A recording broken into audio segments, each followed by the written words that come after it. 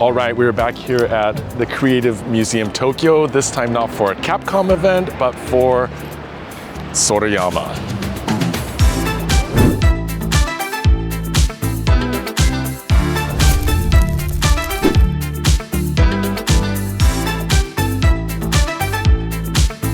Dude, can you get a photo of me?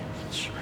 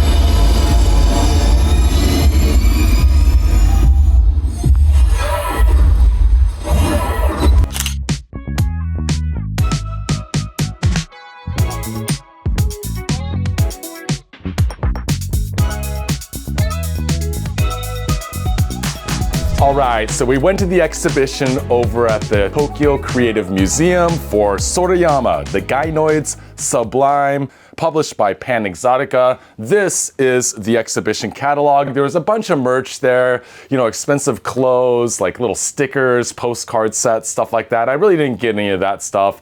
All I got was a long sleeve t-shirt for myself. I did get this handkerchief thing right here. Here, let's take a look at it. I haven't opened it yet. You know, going out for a night on the town, wearing the suit, you know, you're all dressed up, maybe a friend's wedding, maybe a bachelor party or something, you probably want to roll with Sexy Robot. There was a few of these, but I usually get the teinuguis when they have them, because of course we use teinuguis or handkerchiefs or, you know, tapestries and stuff for our backdrops here at Japan Book Hunter when we're showing off our books, but I got that for fashion reasons, my friends.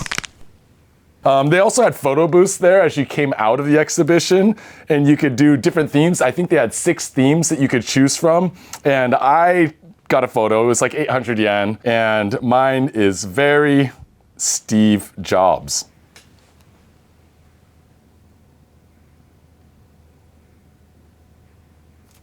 I thought that was pretty funny. So got one of those. Not for sale, my friends. Not for sale. And of course, all you guys want to see is the exhibition catalog from the event. So let's take a look at it. Okay, so this basically showcases everything that was in the exhibition that we went to. Rolled on over with Brandon, of course, and my friend Matt that was visiting Japan at the time. So that was fun, being able to check out the exhibition. Tons of life-sized, oversized mini statues, of course, sexy robots, tie-ups he had done, fashion he had done, original art he had done, all kinds of stuff. So let's get into it. This was published in English, so that's great for all of our customers that are, you know, non-Japanese readers and stuff. They had these hallways full of these cases of these life-size sexy robots in different positions, different styles, different lighting, very cool. Whoever photographed these, you are amazing, because it was really hard to get these kinds of shots. I mean, this is one, but there's mirrors and there's all this stuff going on there. A little bit more psychedelic, very cyberpunk, fun exhibition. Nothing really interactive there, but a lot of video, a lot of lighting. Look at that, that's pretty crazy 2-page spread. And just a lot of artworks, but as I will show you as we get into this, some of these artworks like these were oversized, huge, all the same size prints. I mean, they couldn't have been original artwork because they're all the same size. Some were from 1978, some were from 1992. That's just not the way he works. So what I'm thinking he did, well, this isn't a good example. Let me get to one. Oh, Birth of the Sexy Robot, all in English here. So these are a lot of the statues. We'll go back to my point, I promise. And I still do find that art book, paperback art book, I want to say 1979, 78, around there, called Sexy Robot, that featured the first of these images that would become his trademark. Okay, so look at this. This is the image from the exhibition, but you can see there's all this kind of drippiness to it over an image. What I think that he did was he took these images, made these giant prints, mounted them on wood, and then went over them to highlight them with brushes and with paint and to do like a little wash over them, to give them this kind of look and feel. But some of the other artwork that we'll get to, they did definitely have the originals of. But I mean, if you look at this piece here, you see all these drips here running down. That's not a part of the original artwork. It's for this exhibition. So I believe, I mean, my buddy Matt and me talked about it a bunch of times while we're walking through, like, what is original, what are prints redone. A lot of these in the exhibition were prints redone. So you have something that was a print with a wash over it, and then some added paint to the top, some shading, some highlights around the edges, stuff like that.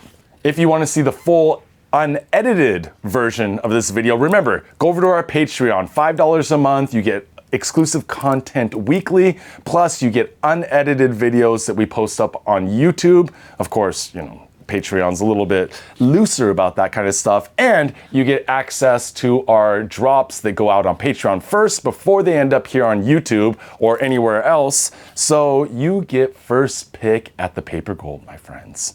Here he talks about in the 80s, he was getting tired of the full metal sexy robots. So he started drawing women that were cyborgs in sexy situations or sexy mods, which would also become a mainstay of his artwork and style.